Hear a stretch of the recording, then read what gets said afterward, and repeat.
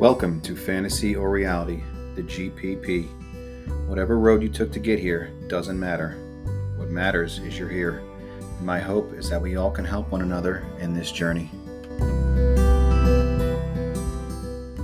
Hello, everyone. Welcome back. It's your friend Steve back for another episode much earlier than I normally do, but I'm happy to be back once again. Thank you for checking in with me. So I am Steve. I am the host of this here podcast. As you know, if you've listened to one or several or 17 or 2, whatever it may be, even if it's your first one, welcome and welcome back. Sorry for that ridiculous intro. So I have got a topic that I think is fairly basic and simple, but sometimes we need to just hear somebody else talk about it. I was just recently at the New York Council on Problem Gambling's conference and heard a great speaker, Dan Trolero. He's another great person in recovery who works for Epic Risk Management. And he's told a story on Soft White Underbelly, on a number of podcasts. Just type in Dan Trolero and listen to his story. He's a great, powerful speaker. He was an awesome presenter. He co-hosts the podcast/radio show, Hello, My Name is Craig, with Craig Carton. He came and did 2 great presentations, and one of them was about the financial impacts of gambling addiction and what to do going forward.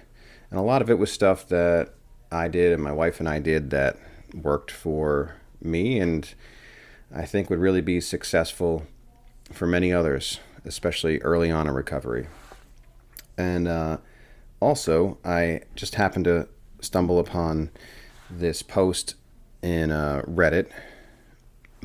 Occasionally I pop on there. If you want to find me, my thing is, just fantasy or reality -GPP. But there was a post on there that I'll read quick and then I'll kind of get into the topic here. So the title is Hopeless. And this person writes, I lost again. My paycheck is gone. $0 in the bank account. $20,000 in debt. Car insurance on Monday and I have $0 in my account. My girlfriend's going to leave me. Can't blame her. I'm gambling the whole year. Once I started, I can't stop. It's getting worse and worse with each paycheck. I self-excluded and was doing great, but found offshore casinos, and there's no way to self-exclude from them. I feel hopeless, depositing everything I have in my bank account, stressing every day. It's like I love torturing myself. Even if I win, I don't withdraw. What's the point? I'm going to gamble it either way once it reaches my account. I might as well just sit home. It's not like I'm earning anything, just 20 minutes of stupid slot machines for 48 hours of a job I hate. I'm done, don't have a plan. It will get better by the time I get my paycheck, and then I lose it again. Most likely will end up completely alone. F gambling. Why is it legal? Preying on people like me and you who can't think clearly. So my response to that was, there's a positive in this. You recognize that you have a problem with gambling. You can see the tape through, and you know what happens when you get your paycheck. Your best move here is to stop the bleeding and start down a path towards a better life. Your best path here is to stop the bleeding and start down a path towards a better life, and is to get someone you trust, like your partner or a close family member or best friend, to completely take over your finances. Sit down with them, set up everything you can on auto payment, and the rest have them write checks or send out payments for you.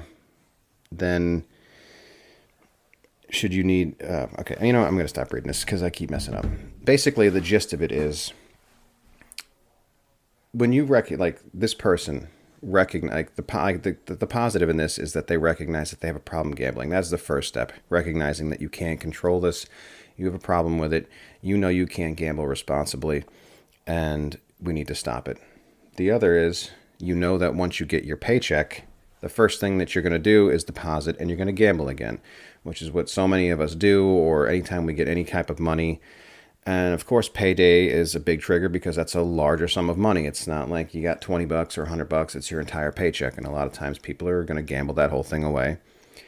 Very common theme. And then this person that posted has the ability to play the tape through. They know that they're going to get their money and they're going to gamble it all away. And they also know that it doesn't matter if they win, that they're going to just lose it all, which is a very common theme with a lot of us, where we think that which is going to be another topic for another podcast, where we think we're going to win this money, right? And that we're going to do something with it. We're going to buy a car, we're going to go on a vacation, we're going to do this, and that, whatever it is in our mind that we've set this number in our head where we think we need this for this. But anyone who's had a problem gambling knows that when you hit that number, all you think of is, oh, I can double this, and then you keep going. And even if you continue to double it, it doesn't matter. We're never satisfied. And then we end up losing and then chasing it back, and then you know the cycle. So what anyone in this position or early in recovery, I would suggest to do is, like I said, whether if you're married or with someone and your partner is willing to stay with you, you need to allow them to completely take over the finances. Give them all the passwords, have them change the passwords. You do not have access to a bank account. You don't have access to your retirement accounts. Let them completely take over the finances. Sit down and set up as much on auto pay as you can, and whatever you can on auto pay, have them, have them set up something. Then of course you're going to need money for day-to-day expenses, right? So what my wife and I did was, for the longest time, for probably a year and a half, close to 2 years, what we would do is we would take out a certain amount of money each week in cash, and I would use that for gas and for food. I typically would prepare most of my food to bring with me to work, but there's times I like to get coffee, I like to get a sandwich or whatever once in a while. So I basically would have the money I would need for gas, and I would have a certain set amount each week for just whatever I felt the need was extra. And for a while, what you need to do to stay in check and to keep yourself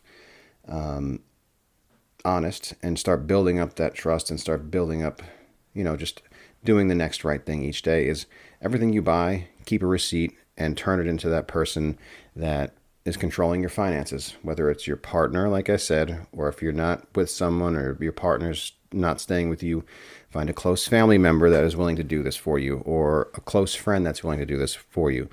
And if you don't have any of those things, then I would suggest going to a GA room or an AA room or any type of room. There's a lot of great people there that can help you set these things up. But most of us have someone in our lives that we trust that can help do this. And you'll have someone that loves you that, when you reach out for help, they are more than willing to help you. So yeah, what I would suggest is have someone take over those finances for you. Go over everything, print out your credit report, get all these things that you owe, and really start to kind of just tackle them one at a time. If you have debt, it's good to get a list of all the debts you have, get a list of all the credit cards you have, cut them up, consolidate everything into just your one bank account, and then work from there. Either have someone give you cash, but if cash is a trigger for you and your partner or whoever is not comfortable giving you cash to go out with, there is something called the TrueLink card, and I'm sure there's other ones out there, but this is what my wife and I eventually used once we moved from cash to having a debit card type thing. It's called TrueLink. I think you can just go to truelink.com, and on that website you can essentially, the person who controls the account will have a certain amount that goes on each week, or they can put money on a weekly basis or a monthly basis, whatever it may be, and you can click on certain things where you can deny purchases from certain websites or certain things like gift cards, making it so you can't buy gift cards at at a store. Make it so you can't buy from casinos or liquor stores, or there's a whole list of things that they can choose from to block so that you can't use that card. So that's another good way if you aren't comfortable turning in receipts, or the person doesn't want to have to handle receipts, then this way everything you purchase is already listed on here, just like your bank account or a credit card. And you can also, like I said, block out certain purchases. So, both these things work. Like I said, what my wife and I did is my wife and I sat down. Thankfully, I didn't have too much debt. A lot of it, obviously, if you listened, I took for my 401k, or would charge on credit cards and would pay it off by selling stock, yada, yada. You can go back and listen to other episodes to find out that information if you'd like. But I didn't have too much debt.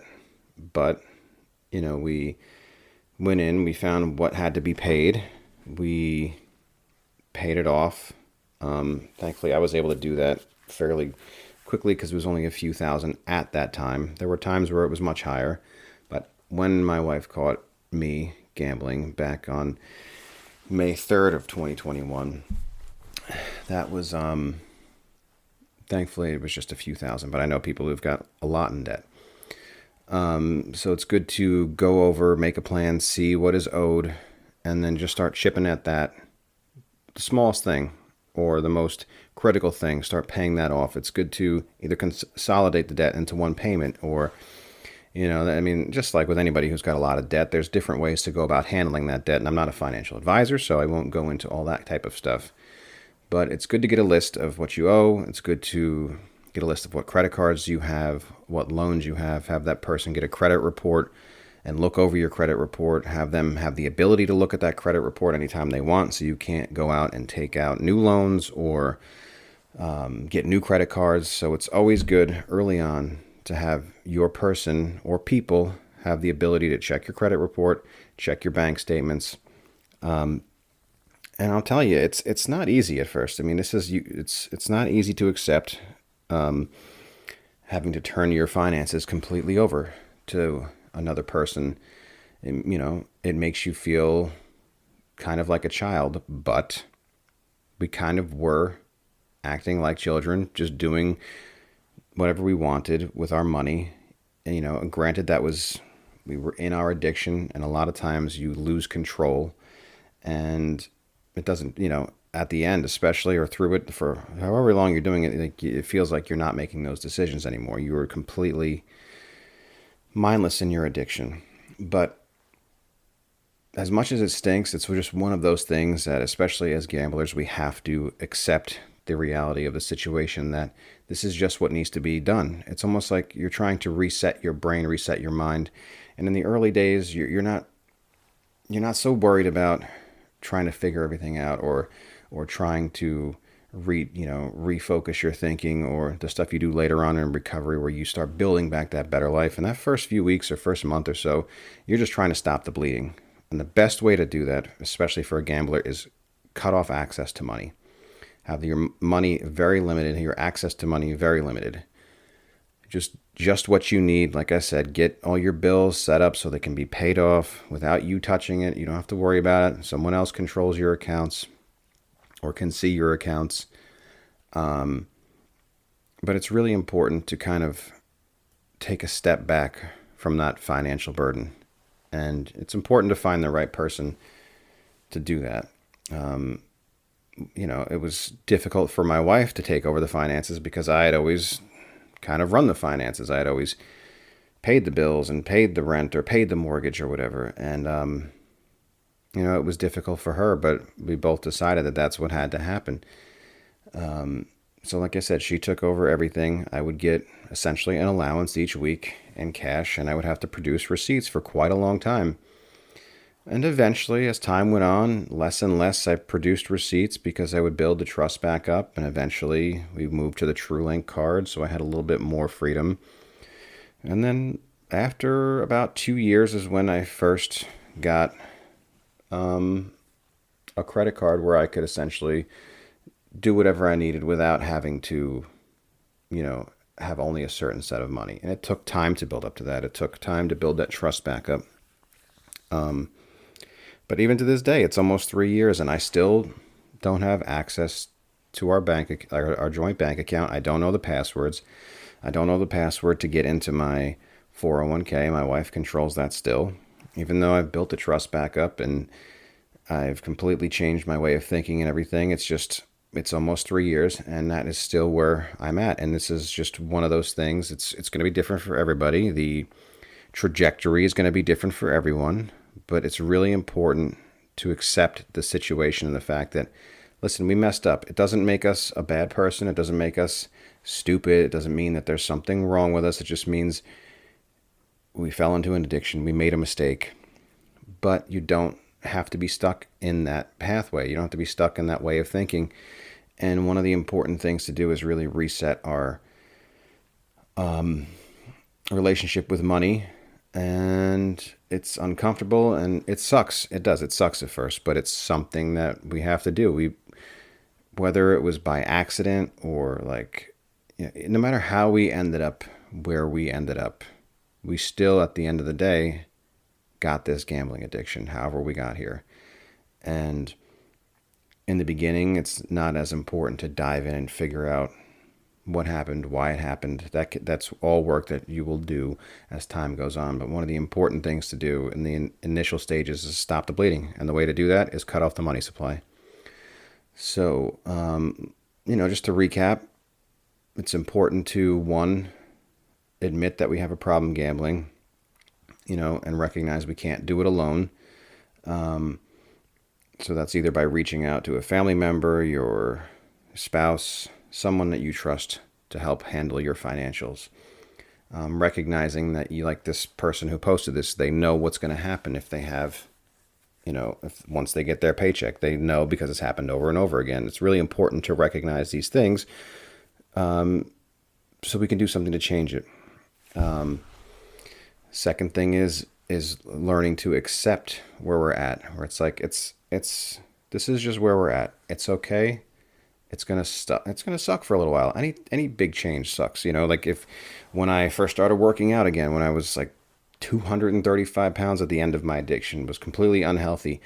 I got back into working out, and I just started by doing push-ups and pull-ups, and my God, I was so sore for the first few weeks, and it wasn't comfortable, and I didn't like the way I looked, but I knew, just keep at it each day, push, do a little bit more each day. I'm not going to be some big jacked Sam Sulik or whoever your person is like the first day, but now 3 years later, you look back and you look back at the 235 pound overweight, person I was, and now I'm 193 with much more muscle and feel much better and healthier than I ever have. And I feel the same way about my mental state and my financial state. And it's just really, there's no big secret to this. It's just incremental steps each day, making the right choice each day. And in the beginning, that is just turning your finances over to somebody else. That is when you buy your coffee, as silly as it may seem, save that receipt, bring it in and show someone. Even if it doesn't build your trust up in the first week or first month, it's just, you're taking the right step each and every day to rebuilding your life, rebuilding your trust, doing the right things, having a better understanding and respect for money, because now I have a much better respect for money. Whereas it didn't matter if I would look at my FanDuel account and see $10,000, right? It didn't matter to me. It was just a number on a screen. I didn't respect the fact that money was there. It didn't even feel like money, like that disconnect when it came to money on a screen in a betting account. This is another thing I'll talk about in depth in the future. But I will post the link to the TrueLink card. I will put my email in the show notes or whatever if you have any questions on what I did and what my wife did. If you're a partner and you have questions, reach out. I'm sure my wife would be happy to connect with you and talk with you. She's done it a number of times. But yeah, so thank you very much. I appreciate you all for listening, and I wish you the best. And I'll talk to you all soon. Be good to yourselves and each other. Bye. For those seeking out help, you can call 1-800-GAMBLER or 1-888-532-3500. For those looking for help for your family members or affected others, you can call Gamanon at 718-352-1671. And If you're in New York State, you can call the New York Council on Problem Gambling at 833-437-3864.